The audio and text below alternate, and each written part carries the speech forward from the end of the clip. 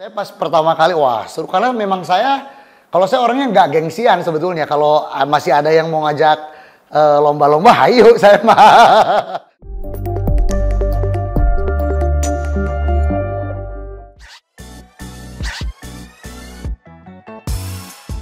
Indonesian Idol justru saya nggak lolos. Jadi Indonesian Idol pun saya belum bertemu judges yang artis. Saya masih audisi tahap pertama, saya masih ingat saya ikutan 2 kali waktu itu. Hari pertama, hari kedua. Penasaran hari pertama, hari kedua saya cobain lagi, tapi masih kalah. Tapi kalau untuk mulai nyanyi dari dulu saya sudah mulai nyanyi. Jadi dari kafe itu kafe, terus kalau waktu saya di Pangandaran saya nyanyinya di Orkes Melayu. Jadi saya memang nyanyi lagu dangdut. Jadi ya itulah awal karir saya. Jadi America's Got Talent itu kebetulan saya dikasih undangan untuk ikutan kompetisi itu. Cuman waktu itu memang saya nggak respon langsung karena saya di sini udah ada kontrak sama label. Jadi memang saya nggak langsung mengiyakan ataupun ngasih konfirmasi karena setahu saya setiap kompetisi pasti akan nyodorin kontrak eksklusif. Takutnya nanti malah jadi berabe kan. Ada masalah takutnya. Jadi makanya saya kondisikan, saya diskusikan dengan label saya. Kita ngobrol bareng. Akhirnya tim EJT-nya bilang, oh nggak apa-apa kita nggak akan kasih kontrak eksklusif. Tapi kita ingin Cakrakan bisa ada di acara EJT. Waktu itu saya langsung realisasi saja tapi dibiayain kan.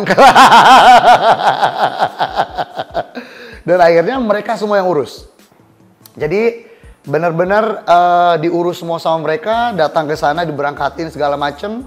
Jadi benar-benar pengalaman yang menarik buat saya. Jadi kalau saya sih seru-seruan aja, seru-seruan dan mendapatkan pengalaman baru. Gitu. Saya kurang tahu, tapi yang katanya yang online audisi juga ada. Mereka juga bilang yang submit tuh Putri submit. Ada yang submit video-video itu ada. Cuman kata mereka lihat saya suka cover di YouTube. Jadi mereka reach out langsung untuk ngundang untuk di acara itu. Jadi untuk ikutan audisi kan, untuk ada di sana. Jadi kalau saya pas pertama kali, wah seru karena memang kalau saya orangnya nggak gengsian sebetulnya. Kalau masih ada yang mau ngajak lomba-lomba, ayo saya mah. Jadi ketika saya dikasih undangan waktu itu, memang dijelasin seperti apa mereka gini. Nanti pilih lagu segala macam. Saya diskusikan sama label saya, mereka ngizinin, nggak ada kontrak eksklusif, jadi makanya ya udah gratis. Kalau secara detail mereka nggak terlalu ngasih kayak gimana, cuman mereka tertarik dengan suara saya yang berisik ini. Jadi untuk untuk membawakan dia ada satu lagu blues. Waktu itu dikasih pilihan segala macam, saya pilih yang saya bisa, saya di-okein. Akhirnya ya udah di sana kita latihan. Kita ada coaching sama vokal coach sana, sehari GR, besoknya audisi gitu. Sisanya main gitu kan.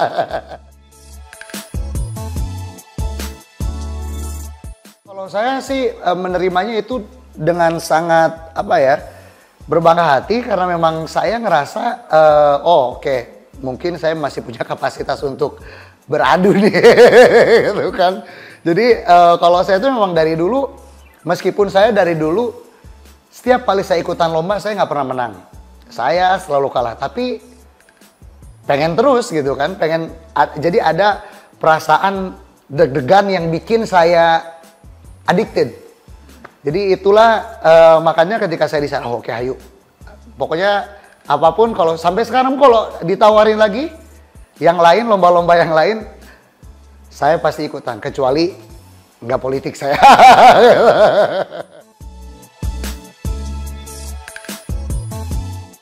Pas saya ditawarin untuk jadi juri di Malaysia, kebetulan produsernya ngobrol sama saya langsung dan menjelaskan ada beberapa aspek yang dinilai, vocally, showmanship, pokoknya berusaha seobjektif mungkin. Jadi benar-benar oke, cerita pun diperhitungkan, cuman lebih ke kualitas. Jadi makanya ketika produsernya bilang ke saya seperti ini secara detail segala macam, saya tertarik juga karena jujur saya meskipun dulu saya nggak pernah menang masalah perlombaan, tapi saya ingin sedikit sharing knowledge saya lah. Kebetulan ini bukan yang pertama kali saya untuk jadi juri, dan dengan tawaran yang baik, dengan rules yang baik, saya okein, nggak jadi masalah.